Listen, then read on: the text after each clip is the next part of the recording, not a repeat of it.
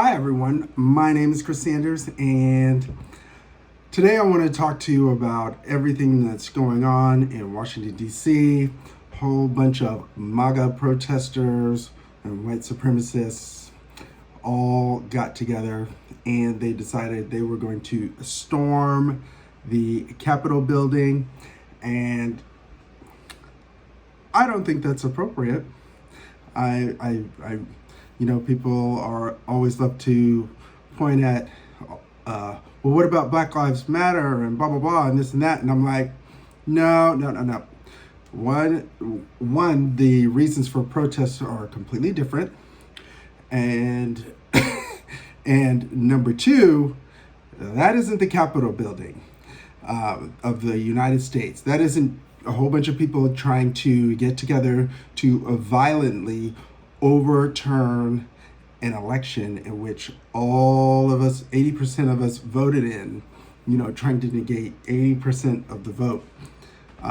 They already are getting, the Republicans and are already getting the benefit of the Electoral College valuing their votes more than other people's votes. And they've kind of always done that. This is just, the Electoral College is just another spin on, has become just another spin on the racist practice of valuing Black lives as 3/5 of the value of a white life. In any case, the bottom line is, that this type of violence is not appropriate. Violence is not even appropriate when people are doing it, while the Black Lives Matters protesters are protesting. And, I heard some white guy back in Oakland cheering on people who had vandalized some of the businesses around the area where he worked, and I was like, I had to tell him to pump his brakes. That's not appropriate. That's ruining the neighborhood. That's making it harder for Black people to, Black neighborhoods and neighborhoods where there's a lot of minorities to attract other businesses to come in, and bringing those businesses in brings with it jobs and investment in the community and better schools and all these other things. And so, people need to think about this when they're, justifying violence and vandalism and extreme criminal behavior in their neighborhoods, to protest something. No, that's never appropriate. And there's another aspect of this. The police, for their part, appear to be much less violent with this group of protesters than the protesters who were simply protesting for their lives and for the police to stop harassing them. This group of protesters had got light touch treatment. They got all kinds, the police were snapping Instagram photos with these people who were, while they were committing the crime of breaking in to the Capitol building to storm Congress while it was in session. I mean, oh my fucking God. Like, what are these people doing? And people, I am not a defund the police supporter at all, but I am for police reform and, accountability. In this case, I think they should be held accountable for not securing the Capitol building against a armed insurrection that everybody knew they were going to try. Everybody knew. No one can tell me that they didn't see this coming. And, I am a liberal Democrat, and people always like to say, oh, well, you don't sign on to every single thing we throw at you. Well, I don't have to sign on to everything you throw at me, but on 95% of the issues, we're going to be in agreement. And so the bottom line is that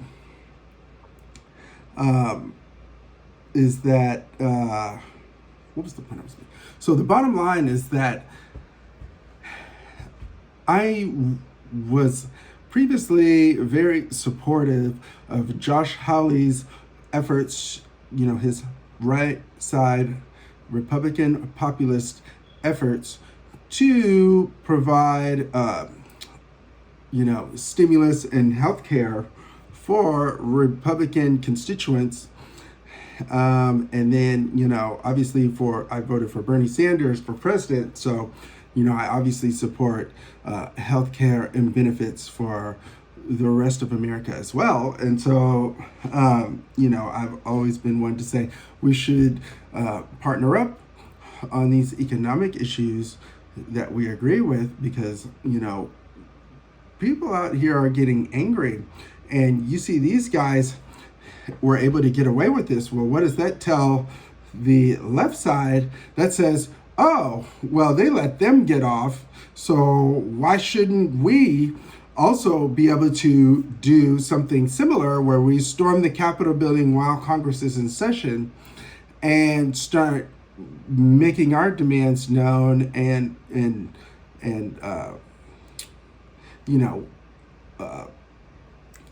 vandalizing the place. In any case, I had to think about that for a minute. Left-wing people are going to say, oh, well, they're doing it because they're just a bunch of racist people trying to invalidate minority voters and white voters who voted for Joe Biden over Donald Trump. And we're actually doing it for a good cause. So we are even more justified to storm the Capitol building. And, so I'm like, you got to be careful, like Trump and Republicans, you got to be careful what you're sanctioning, because, to be honest, I only see this escalating further, because the Republicans on Parler, they see what they've done as a huge success. They're bragging about it on Twitter, on Parler, on all these other places. Like, look what I accomplished. And so, like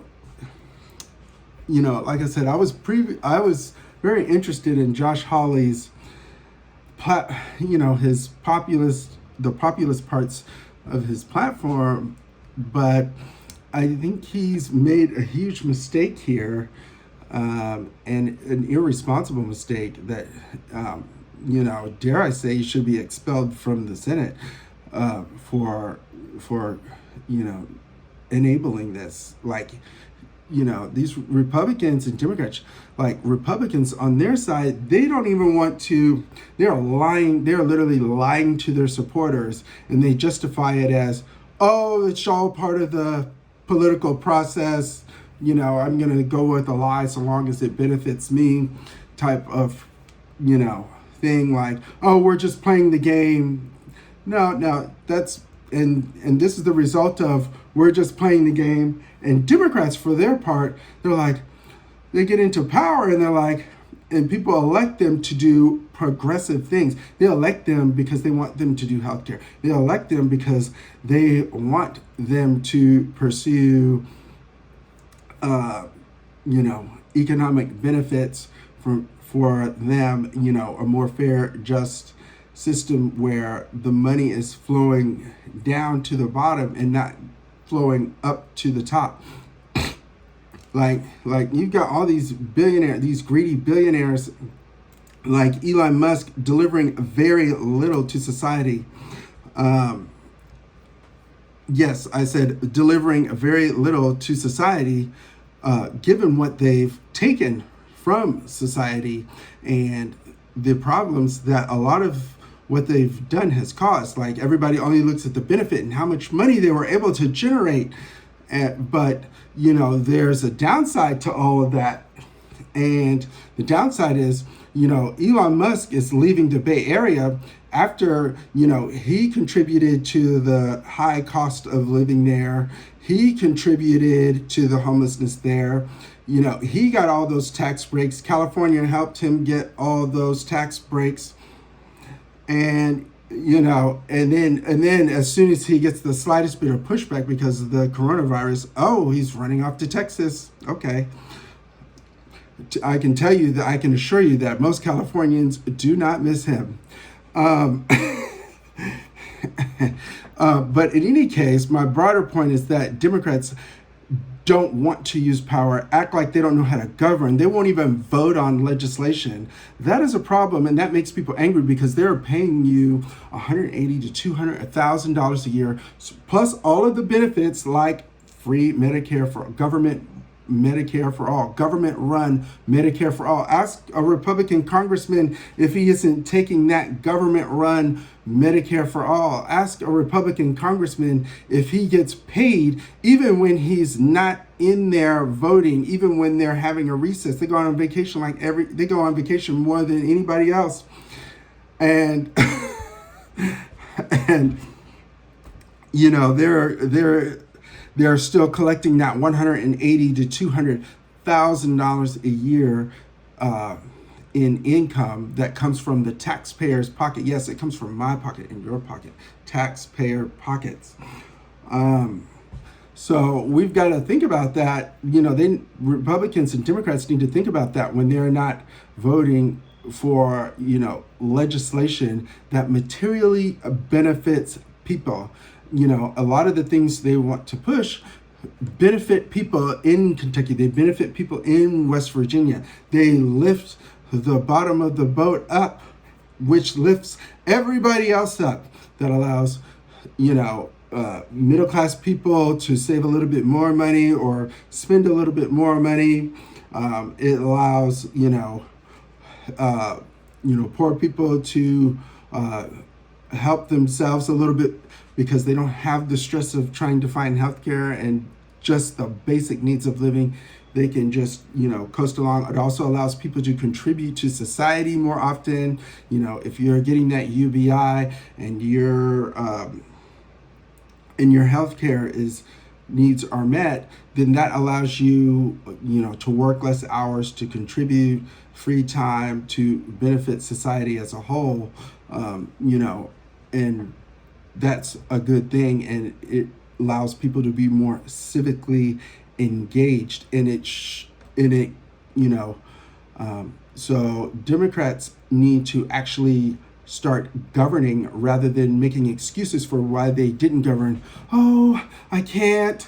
Oh, the Republicans blocked me, even though I have 59 votes in the Senate, and we could technically get rid of the filibuster temporarily if we wanted to. I'm a firm believer in people should experience what they voted for. And part of that is, when you vote for these Republicans and people are blocking things, well, no, sometimes you got to experience what you want so that way you can know what you want. Meaning, if you don't try stuff out and fail, then how you going to, or be successful one way or the other? You could be successful or it could fail. How you going to know what you want in the future?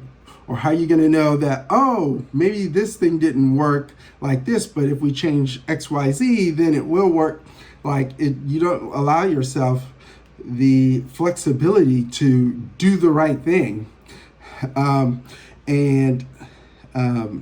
So I think Democrats need to not be shy about pushing their agenda, pushing their legislation through. And, they always say, oh, I can't do it. But no one's saying that when they're handing off billions and trillions of dollars of your tax dollars to business. No one says, oh, well, the American people aren't there yet. Nope, they find a way to get it done. If the business says they want it, if the defense contractor says they want it, they find a way to get it done. And I'm like, but if the American people are starving to death, literally starving to death, they're like, they built up a mountain of debt during this pandemic, and the Democrats are like, and the Republicans are like, here's $600. Here's $600, go away. And and the economists, I actually think they're wrong on the issue of $2,000. Yes, I heard Paul Krugman saying something about that, and I'm like, what are you doing? People are like 6, 8, 9 months in debt, and you're thousands of dollars, and you're like, there should be retroactive $2,000 a month payments for every American. Universal programs, everybody gets it.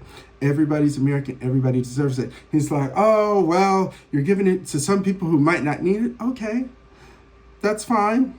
Maybe they'll save it, maybe they'll spend it, maybe they'll give it away. Either way, you don't know what someone's situation is. And to sit here and try to pretend like you know the details of an individual's situation. What about the guy who made $0 last year is making $200,000 this year? You're gonna give him $2,000. See, that's why you got to give it to everybody. So like, because you never know what someone's situation is, and if you give it to everybody, then it's simple, quicker to administer, easier to do, and also you don't have to go through the mountain of red tape on unemployment insurance, which has like millions of people who have still not been able to get their benefits. So there are a lot of reasons for people to protest, and I just think they need to do it in a peaceful way and not by storming the Capitol building. Yes, I do think they should consider the 25th Amendment. I actually think they should do it. I actually thought they should have done it a lot sooner than right now. Certainly, at the beginning of December, or even, but there was no violence. People always wait till it's too late. Like, I think we're going to be here for a while where, I believe you have to impeach Trump, because if you don't, the next guy's going to come along and try the same thing. So you got to do it. But also, it's sending the message that, oh, we can get away with this, and they'll try with someone better than Trump, or, they'll try again with Trump, who's, he learned from the last time, oh, this didn't work, but let me try it this other way. So you got to be careful. And these people aren't going away. And really, a lot of their concerns are really around their economic insecurity and the status that they've lost because of globalization. I think if you focus on addressing economic concerns, a lot of that will calm down and take care of itself. Obviously, there are people who are going to hold extremely racist views regardless, but we have to at least give it a shot, and we have to be prepared to shoot it down every time it threatens to pop its head up. You can't wait till the last second. Like, who knows? What if they were successful? What if they shot somebody like a congressperson or a senator? Like, what would happen then? What were you going to do then? Yeah, no, this has gone on long enough. People, the FBI and all these people are fumbling around with these white supremacists. Probably some of the FBI, like some of the police force in the United States, they're very aligned with they are very aligned with the white supremacists. And so solely relying on them, that's questionable. That's why they were able to take all those pictures. Like, we've got to clean up the police force. We've got to reform the police force, because a lot of them already knew that this was going on, but they let it go on anyway. And, if you want to do a generous interpretation of that, you could say that, oh, maybe they are just, it's just part of their strategy, but I don't buy that. I think some of them actually agree with the white supremacy that's going on and the violence that's going on, and the racism. And so you have to clean out the police force. You have to clean it out. You have to clean their motherfucking clock. Again, I'm not saying defunding. I'm saying reforming, retraining, and zero tolerance. Like, oh my fucking God, what's wrong with reforming, retraining, zero tolerance? Let's say it with me. Reforming, retraining, zero tolerance. Reforming, retraining, zero tolerance. Zero tolerance. You need to have a zero tolerance policy for police misconduct. All right. That's my video for today. Don't be violent. protest peacefully. Yes, includes everybody. You know, these people screaming Antifa, I haven't heard anything about these. Like, I've heard about them, but I haven't actually seen them in real life. Where I've seen the other people like Black Lives Matter, and I've seen the white supremacists in real life. I haven't actually seen people who are Antifa though, so I'm a little bit skeptical about that claim. I feel like it's just a claim to say, oh, well, they're doing it too, as opposed to being a legitimate concern about violent acts by BLM protesters. From my experience, most of those people who were committing the violence were actually not protesters. They were just there to take advantage of the moment. And some of them were actually police officers stoking the violence, like setting them off, pushing people to do things, so that way later they could say, oh, see, look, see, I told you, you need us. See, told you, like. So there's that aspect as well, and that is not lost on me. All right, let's make it a great day.